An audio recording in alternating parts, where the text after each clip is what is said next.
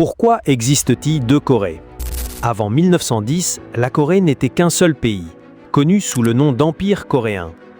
En 1910, le Japon envahit et annexa l'Empire coréen à son territoire. En 1945, le Japon fut vaincu lors de la Seconde Guerre mondiale et se vit contraint d'abandonner la péninsule coréenne. À ce moment-là, l'Union soviétique et les États-Unis intervinrent pour en prendre le contrôle. L'Union soviétique occupa le nord, tandis que les États-Unis occupèrent le sud.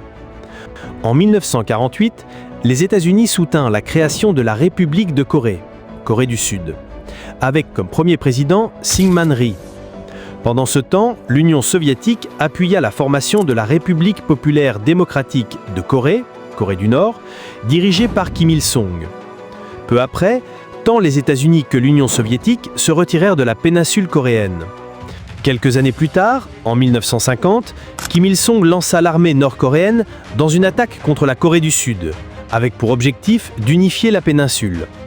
La Corée du Nord mena une offensive rapide et occupa presque tout le territoire sud-coréen, ne laissant qu'une petite zone autour de Busan. Il semblait alors que la Corée du Nord allait réussir à unifier la péninsule.